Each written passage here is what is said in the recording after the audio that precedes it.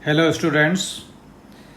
कल हम लोगों ने फंडामेंटल राइट्स की बात की थी और फंडामेंटल राइट्स में हमने इक्वालिटी की बात की थी और ये बात किया था कि किसी भी प्रकार का जो डिस्क्रिमिनेशन है वो हमारा कॉन्स्टिट्यूशन अलाउ नहीं करता, चाहे वह कास्ट के बेस पर हो, चाहे वह बर्थ प्लेस के बेस पर हो, और इक्वालिटी की बात करता है।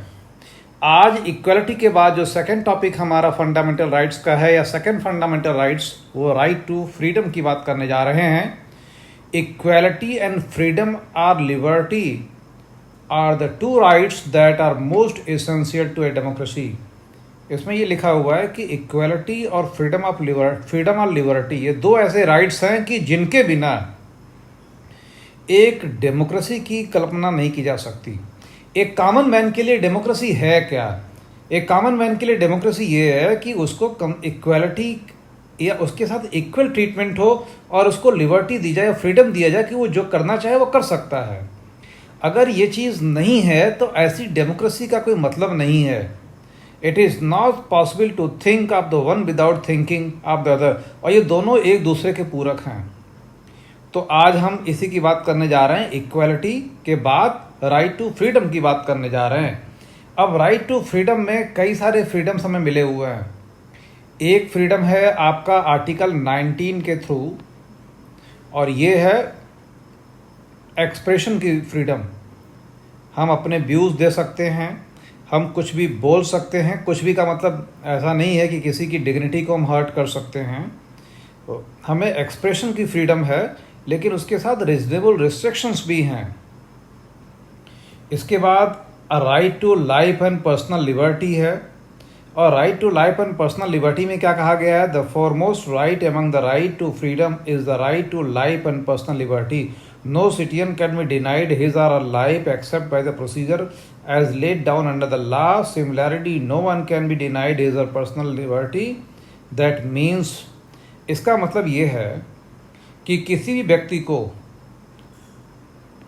उसके जीवन और व्यक्तिगत स्वतंत्रता से वंचित नहीं किया जा सकता। अगर ये वंचित करना भी है तो उसके लिए जो प्रोसीजर इस्टेब्लिश किया गया लॉ के द्वारा, उस प्रोसीजर को फॉलो करना पड़ेगा। If a person arrested has the right to defend himself by a lawyer of his choice, अगर किसी व्यक्ति को गिरफ्तार किया गया है तो उस व्यक्ति को यह अधिकार होगा कि वह अपने पसंद के वकील के द्वारा अपने को डिफेंड कर सके। It is mandatory for the police to take that person to the nearest magistrate within 24 hour, और ये पुलिस के लिए अनिवार्य है कि वो व्यक्ति को मजिस्ट्रेट के सामने विद इन 24 आवर प्रेजेंट करे। The magistrate who is not part of the police will decide whether the arrest is justified और नॉट, और मजिस्ट्रेट जो कि पुलिस का पार्ट नहीं है वो डिसाइड करेंगे कि वो व्यक्ति उसने लॉ का वायलेशन किया है या नहीं किया है। This right is not just confined to a guarantee against the taking away of the individual's life, but as wider application. Various judgment of Supreme Court, अब सुप्रीम कोर्ट के अनेक जजमेंट्स ने इसको और वाइड किया है। तो एक तो ये हो गया आपका right to life and personal liberty की बात हो गई। ऐसा कुल मिलाकर आप ये समझ लीजिए कि ये हमारा एक ऐसा कॉन्स्टिट्यूशनल राइट है जो हमें डिग्निटी के साथ, ये ध्यान दीजिएगा कि डिग्निटी के साथ हमें जीवन जीने के लिए अपॉर्चुनिटी प्रोवाइड करता है। सम्मान के साथ हम जीवन जी सकते हैं बिना किसी एक्सप्लॉयटेशन के। उसके बाद प्रिवेंटिव डिटेंशन की बात की गई है। देखिए, इसमें हम लोग उस सीक्वेंस में पढ़ रहे हैं जिस सीक्वेंस में क्लास 11 की एनसीईआरटी में लिखा हुआ है, और उसी के अकॉर्डिंग हम इसको देख रहे हैं, क्योंकि यहाँ पर हमने जो शुरू किया है सीरीज़ वो क्लास 11 एनसीईआरटी को पूरी तरीके से एक्सप्लेन करने का शुरू किया है। तो इसलिए उसी फॉर्मेट पे हम आगे बढ़ रहे हैं जिस फॉर्मेट में एनसीईआरटी लिखी गई है। अब इसमें नेक्स्ट टॉपिक जो लिखा है इन्होंने, नेक्स्ट हेडिंग है प्रिवेंटिव डिटेंशन। प्रिवेंटिव डिटेंशन क्या होता है? देखिए, एक डिटेंशन तो ये है कि जब आपने या किसी ने कोई क्राइम कर दिया तो क्राइम करने के बाद उसे जो अरेस्ट किया गया, लेकिन यहाँ पर प्रिवेंटिव में कि व्यक्ति ने अभी कुछ गलत किया नहीं है, लेकिन उसके द्वारा लॉ के वायलेशन की संभावना है, यानी एक डर है कि वह व्यक्ति लॉ को वायलेट कर सकता है, तो प्रिवेंटिव तरीके से उसे अरेस्ट किया जा सकता है। लेकिन ऐसा जो डिटेंशन होगा can be extend only for 3 month, और ये जो डिटेंशन होगा वो केवल 3 महीने के लिए एक्सटेंड हो सकता है। उसके बाद after 3 months such A case is brought before the advisory board for review, और उसके बाद इसे एडवाइजरी बोर्ड के सामने रखा जाएगा रिव्यू करने के लिए, अगर इसे आगे बढ़ाना है तो ये भी एक महत्वपूर्ण प्रोविज़न है प्रिवेंटिव डिटेंशन का। तो याद रखिएगा, प्रिवेंटिव डिटेंशन तब होगा जब व्यक्ति ने लॉ का वायलेशन नहीं किया है, लेकिन एक संभावना है कि उसके द्वारा लॉ का वायलेशन किया जा सकता है। उसके बाद कुछ अदर फ्रीडम्स की बात भी की गई है। फ्रीडम्स के बारे में कुछ और चीज़ें हैं, जैसे जो भी फ्रीडम हमें दिया गया उन सारे फ्रीडम्स के साथ रिस्ट्रिक्शंस लगे हुए हैं, और ये रिस्ट्रिक्शंस गवर्नमेंट के द्वारा लगाए जा सकते हैं। लेकिन जनरली गवर्नमेंट इन रिस्ट्रिक्शंस को मिसयूज़ कर सकती है, और इसीलिए हमें सुप्रीम कोर्ट और हाई कोर्ट में गवर्नमेंट के अगेंस्ट में जाने की अनुमति है कि अगर गवर्नमेंट गलत तरीके से, अनलॉफुल तरीके से रिस्ट्रिक्शन इम्पोज करती है, हमारे फ्रीडम को कर्टेल करती है, उसको सप्रेस करती है, तो हम आसानी से जा सकते हैं। वैसे संविधान सभा में अगर आप देखेंगे तो संविधान सभा में इस बात को लेकर काफ़ी लंबी बहस चली थी, और हमारे संविधान निर्माता ये नहीं चाहते थे कि राइट्स के ऊपर किसी प्रकार के रिस्ट्रिक्शंस लगाए जाएं, लेकिन फाइनली जो कंक्लूजन निकला डिस्कशन के बाद वो वही था कि इसको रीजनेबल रिस्ट्रिक्शंस को रखा जाए, नहीं तो ये जो सिटीजन्स ऑफ इंडिया है उनको ऑटोक्रेटिक बना देगा। और अगर कुछ लोगों को कुछ भी करने की छूट दे दी गई, रिस्ट्रिक्शंस नहीं लगाए गए, तो बहुत सारे लोगों के राइट्स का वायलेशन शुरू हो जाएगा। अच्छा, उसके बाद राइट ऑफ एक्यूज की बात की गई है।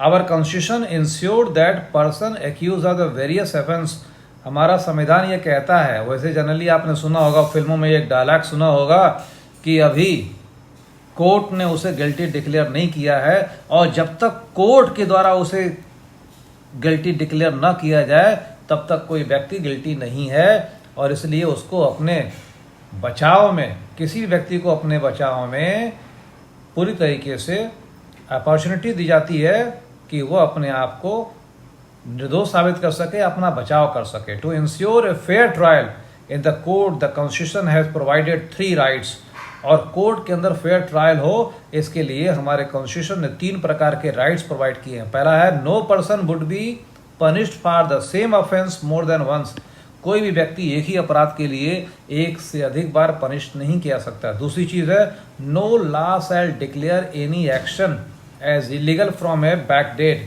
और कोई भी लॉ बैक डेट से वो इम्प्लीमेंट नहीं होगी। अगर आपने कोई काम आज की डेट में किया और आज की डेट में उस काम को लेकर कोई लॉ नहीं है, यानी लॉ के अकॉर्डिंग वो आपके द्वारा किया गया काम अनलॉफुल नहीं है, तो आपने किसी लॉ का वायलेशन नहीं किया है, ये समझ लीजिए।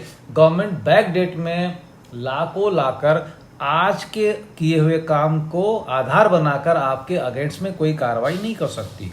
तीसरी चीज है no person shall be asked to give evidence against himself, और किसी भी व्यक्ति को अपने अगेंस्ट में एविडेंस देने के लिए फोर्स नहीं किया जा सकता।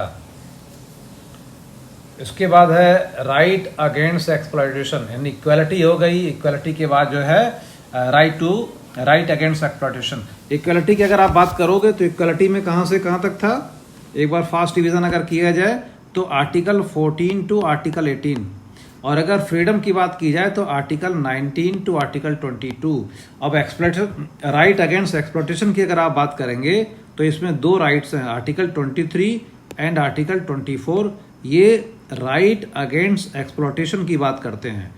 आर्टिकल 14 टू 18 ये इक्वालिटी की बात करता है, 19 टू 22 ये बात करता है राइट टू फ्रीडम की। अब हम बात करने जा रहे हैं right against exploitation.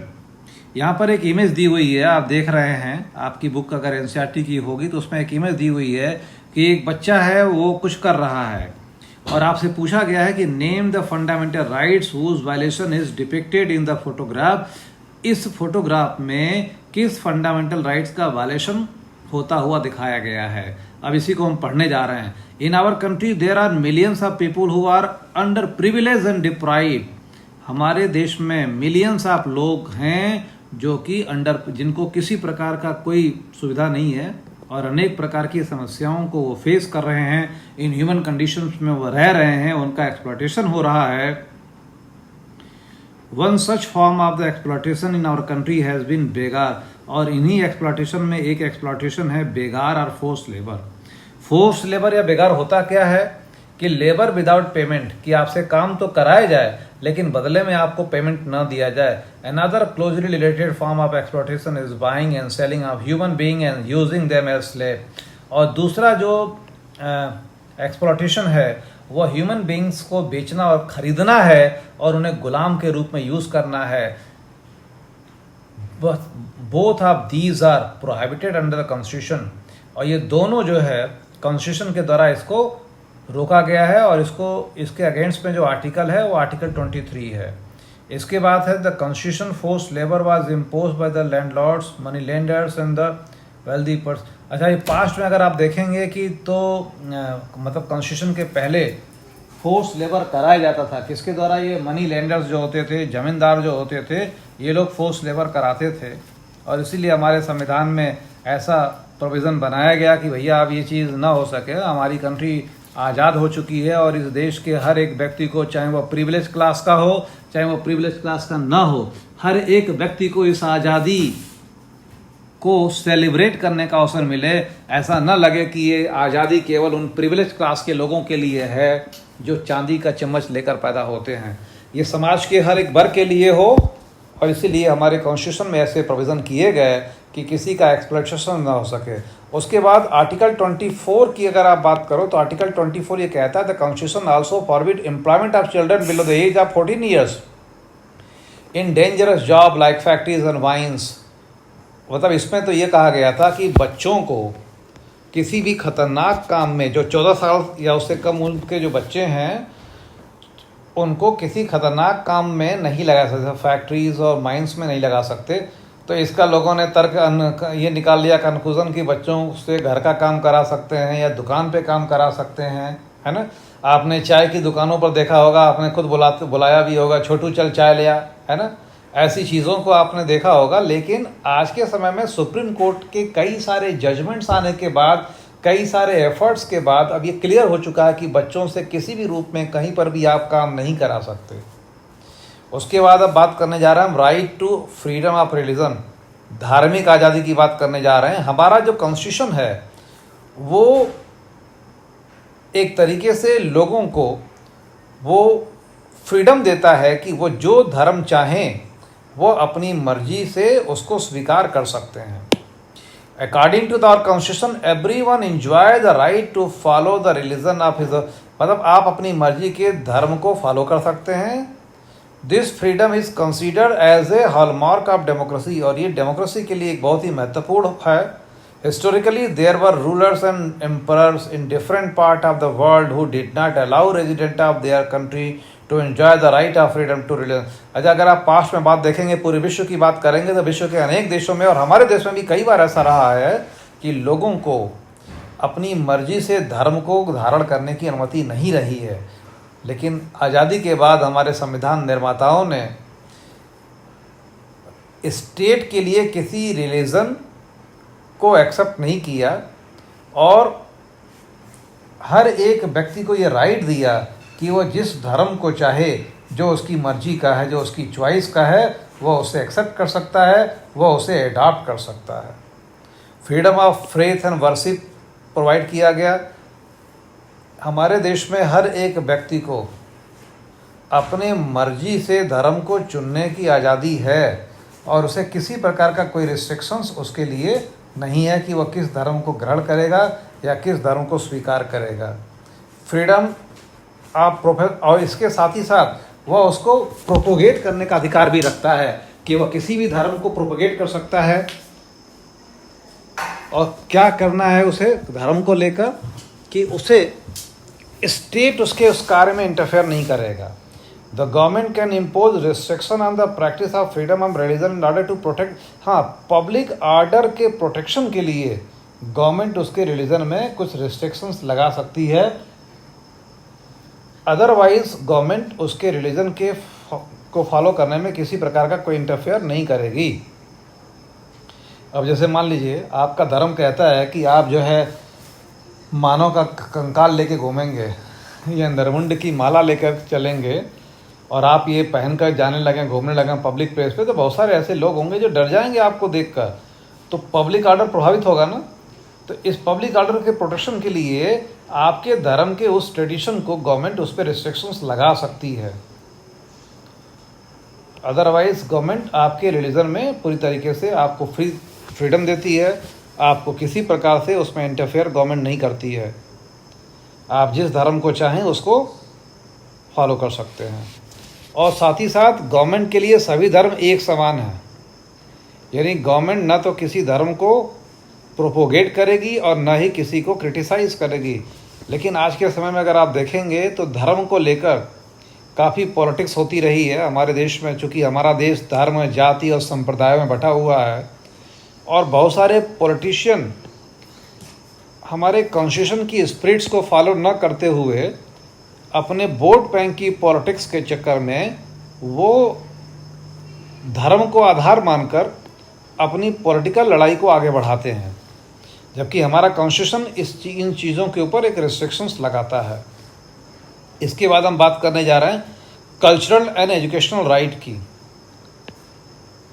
When it talk of the Indian society, जब हम भारतीय समाज की बात करते हैं, the image of diversity come before our minds, तो हमारे दिमाग में जो डाइवर्सिटी है, जो विविधता है, वो आती है। India is not made up monolithic society, we are a society that has vast diversity, in such a society that is full of diversity.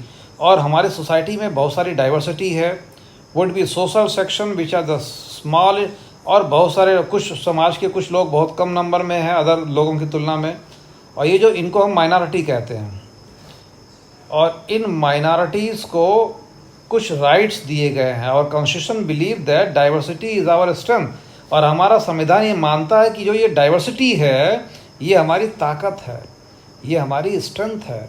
Therefore, one of the fundamental right is the right of minority to maintain their culture, और इसलिए minorities को ये right दिया गया कि वे अपने culture को protect कर सकते हैं। This minority status is not dependent only on the base of religion,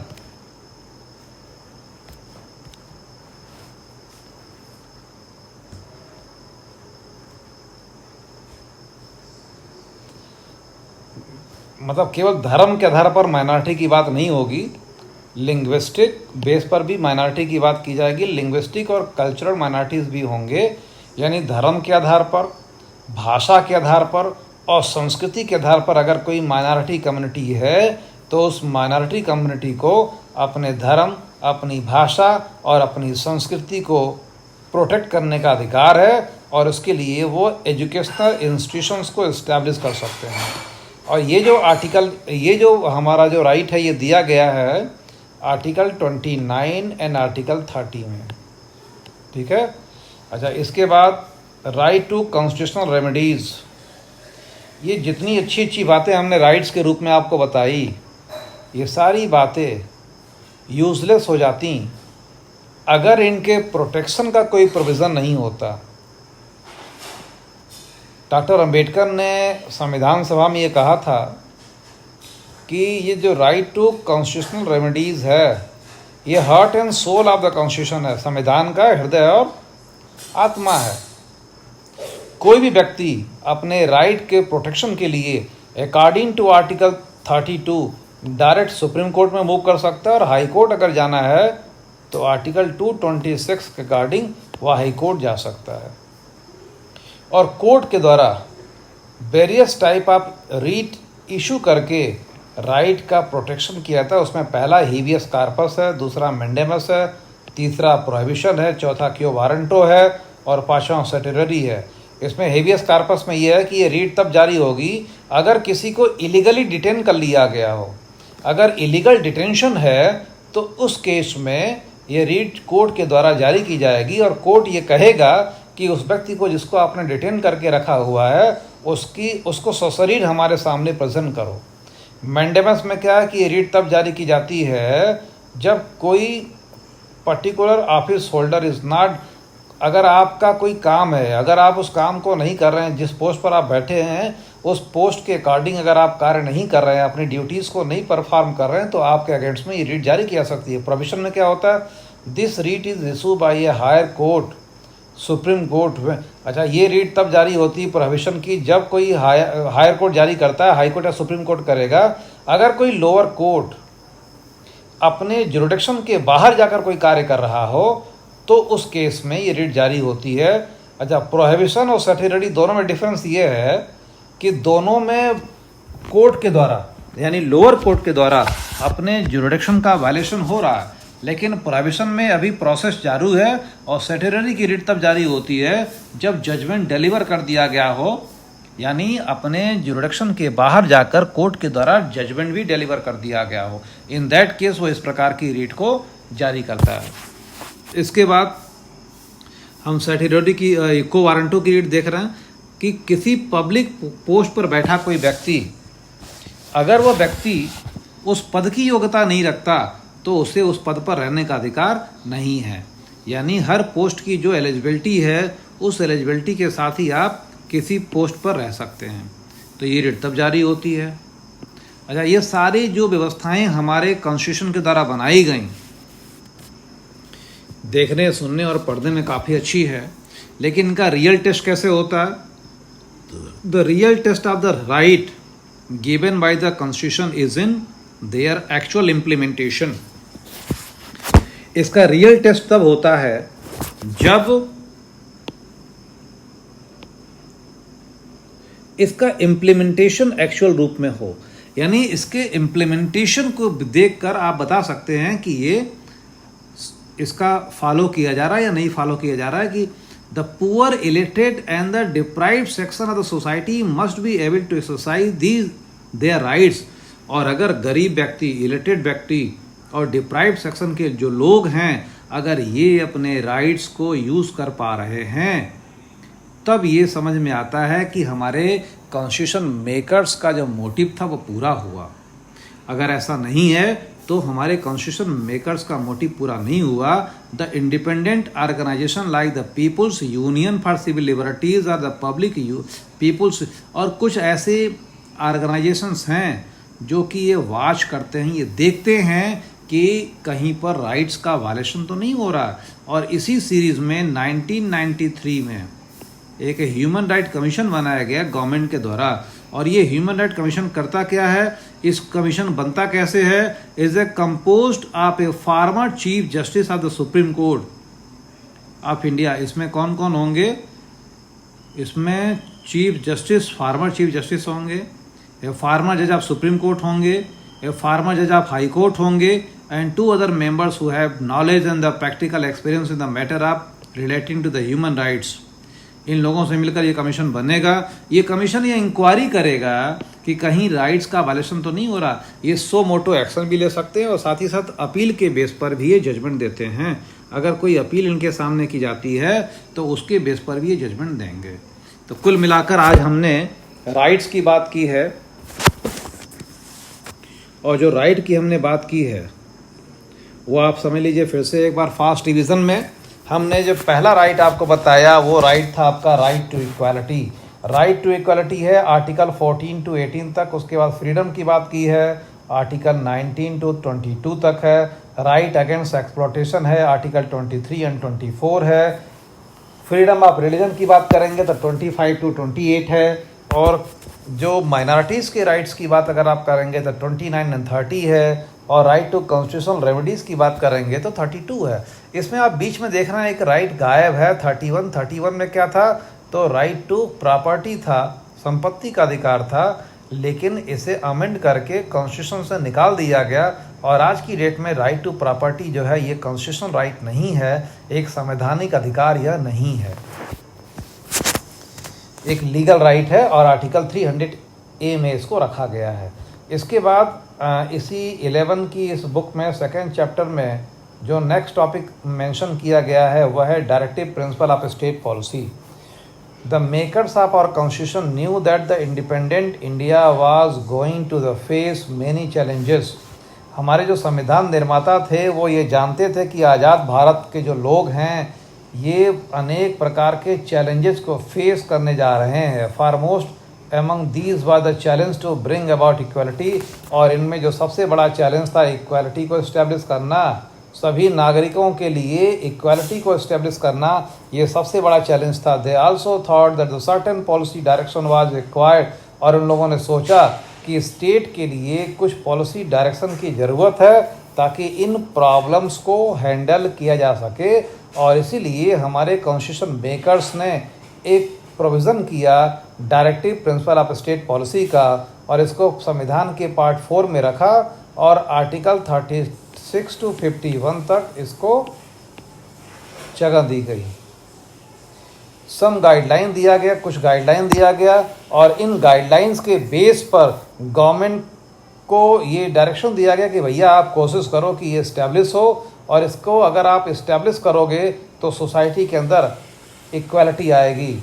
और ये करता क्या है? The chapter on the directive principle limits mainly three things, list mainly three things.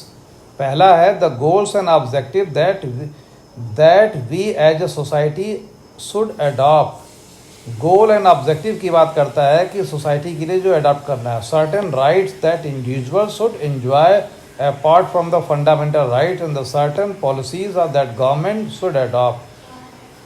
You must get some idea of the vision of the makers of our constitution by looking at the sum of directive principles so below. The government from time to time try to give effect to the some directive principle of state policy. They pass several zamindari abolition bills, nationalize bank, enact numerous factory laws.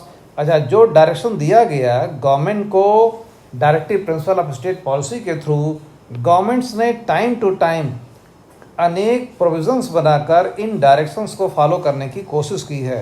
लेकिन एक चीज़ आप ध्यान दीजिएगा कि जो हमें ये बनाया गया, इनकी कुछ विशेषता है कि ये नॉन जस्टिकेबल बाय द कोर्ट्स हैं, यानी कि ये ऐसे राइट्स हैं जिसके बेस पर आप न्यायालय में नहीं जा सकते, आप न्यायालय में अपील नहीं कर सकते, गवर्नमेंट को फोर्स नहीं कर सकते कि भैया देखो ये डायरेक्शन दिया गया संविधान के भाग 4 में अनुच्छेद 36 से लेकर 51 तक, इसको आप कंपल्सरी रूप से इम्प्लीमेंट करिए। अगर गवर्नमेंट इसे इम्प्लीमेंट नहीं कर पा रही है तो आप उसे फोर्स नहीं कर सकते। यानी कुल मिलाकर एक मॉरल गाइडलाइन था, एक डायरेक्शन था गवर्नमेंट के लिए। क्यों इसको फॉलो करना ज़रूरी था? एक वेलफेयर सोसाइटी को इस्टेब्लिश करने के लिए ज़रूरी था, और वेलफेयर सोसाइटी को इस्टेब्लिश करने के बिना इक्वालिटी को इस्टेब्लिश नहीं कर सकते थे, इसलिए इनको दिया गया। अब इसके बाद एक अगला टॉपिक इसी में है, फंडामेंटल ड्यूटीज़ की बात की गई है। अगर आप राइट को इंजॉय कर रहे हैं तो ड्यूटी भी आपको होनी चाहिए, और 1976 में 42nd अमेंडमेंट एक्ट के द्वारा 10 ड्यूटीज़ को ऐड किया गया। हालांकि ड्यूटीज़ का भी नेचर वही है कि ये आपके लिए कंपल्सरी नहीं है, यानी कि बाय लॉ, और ये फोर्सफुली आपके ऊपर नहीं है। तो कुल मिलाकर इस चैप्टर में हमने 3 चीज़ों को देखा बड़े समराइज वे में। नंबर 1 जो हमने स्टडी की वो था आपका फंडामेंटल राइट्स की बात की गई। नंबर 2 पे हमने directive principle of state policy को देखा, थोड़ा सा जो क्लास 7 में दिया गया हमने उतना ही देखा है। बाकी डिटेल अगर देखना है तो इन पर मैं वीडियो बना चुका हूँ अपने सिविल सर्विसेज वाले जीएस वाले पोर्शन में, वहाँ से आप जाके डिटेल देख सकते हैं। लेकिन क्लास 11 की अगर आप बात करेंगे तो 11 के पॉइंट ऑफ व्यू से जितनी रिक्वायरमेंट है उतना हमने इसको डिस्कस कर दिया। उसके बाद इसी में बात की गई थी आपके ड्यूटीज़ की, तो ये ड्यूटीज़ को भी हमने मेंशन कर लिया थोड़ा बहुत। तो इसके बाद तीसरे चैप्टर की बात करेंगे सोमवार को। Okay, thank you for watching.